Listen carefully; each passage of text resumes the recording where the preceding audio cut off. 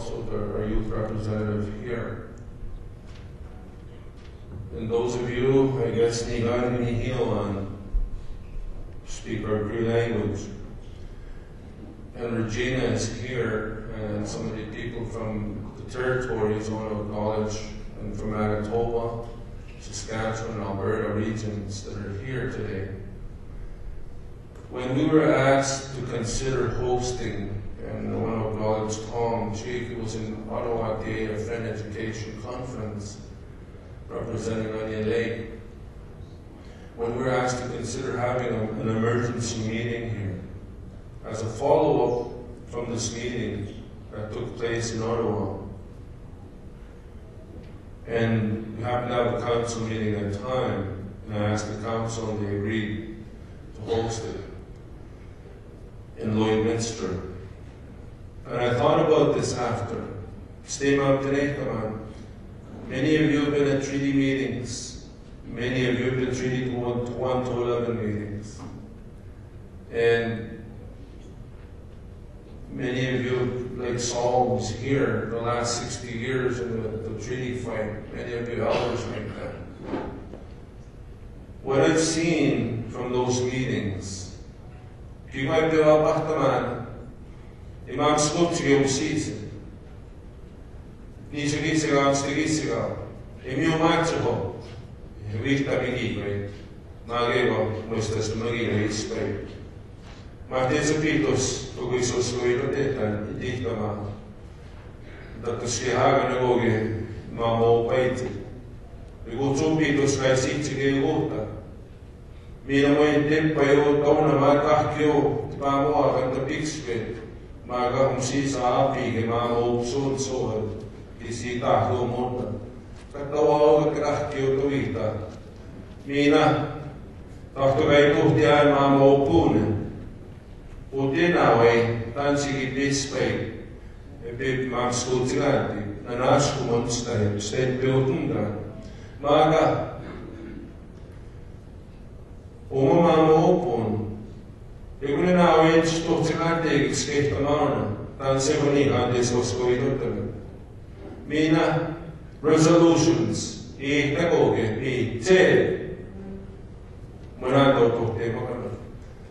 Igo chome wano kagis kang utanisigi sigawo he. Martin se kiawa tehtame. Tanski swaskoya kamamo wikuya. Utig nigan tekits. Iksumte me at mustago igilo partigo me guardan higigo e suolo tegi chukmana. Kiguarda to pagumstrago te pamohan. Enaisino. Nigan dan skoftiganti. To apartament. Metin Weinstockam, Etina Onego. Mara to apartment, Gilta. Go to the go strand. Kagisa sweet Chogama, Chogomana, a table we host of immigrants. Magoma, Kianoniga, no waste of massacre. Kaeva, Copeha, and Nancy sitting at the I said in Cree. Many of you have been to a lot of treaty meetings, so have I, in the last few years. I've thought lots about this. Now our staff and our council and our people get together. If we're going to host this meeting, let's do it different this time. Been to a lot of treaty meetings where people get to the microphone and they talk. And they talk. It's nice to know and understand the history. But I want to see things happen. I've said this in Red Pheasant a year or so ago in a Treaty 6 meeting, where I recognized the elders that were there. Many of them have been advocating for our rights in treaty for the last 30, 40, 50, 60 years. And I said at that meeting, I don't have 60 years. The legislations that are put before us are very detrimental to our very being as treaty people. Why do we need to react? So the way this meeting is going to be, as recommended by our people, is to put focus groups where each and every one of you will be given an opportunity to provide recommendations, solutions, and the facilitators will gather and compile that in the evening tonight and bring forth tomorrow a plan of action on what to do. AFN has stacks of resolutions. FSIN has stacks of resolutions. Confederacy, Alberta Chiefs, all the organizations have a lot of resolutions. What happens to those resolutions? Nothing. Very few move forward. And as treaty people, perhaps, if we organize it this way, we call it a matrix system. What could be impacted and how could we develop this action plan at the local level, at the nation level, at the regional level, at the national level, also international, 4 areas. That's what we chose, and that's what these rooms are here for after this presentation. Having said that, though, many people are not aware of what is happening in Ottawa. The bills that are being presented by various members and how they're going to affect us as treaty people into the future. Perhaps we won't be treaty people when they take the land away. So I've asked Sharon Venn, the long-time international advocate for our treaties, to do a PowerPoint for us in order for us to see and understand that we need to see this and build from there. That's how we're going to structure this meeting here today. No more talking, is what I say. Time for action. I hear that.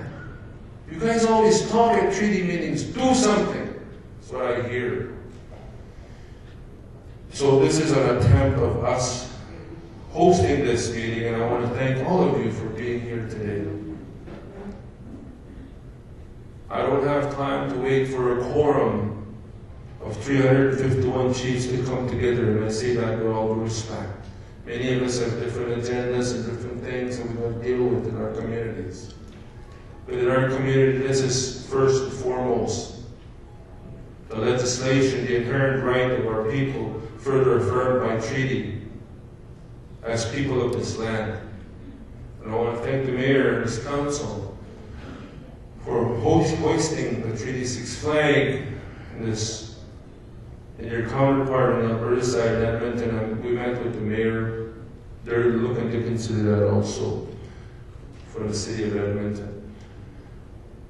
But I wanted to explain the rationale, the thought behind all of this.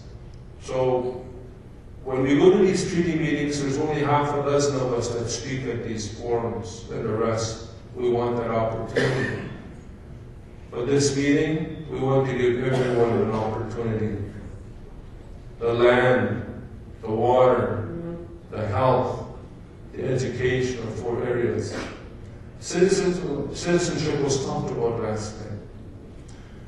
And I explained to the facilitators and the people in attendance last night at the Friendship Center.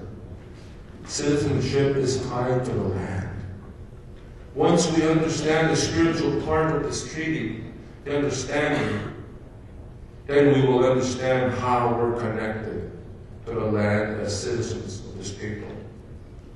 Again, because of the systems that we came through, our ancestors, we lost a lot of that understanding and that knowledge.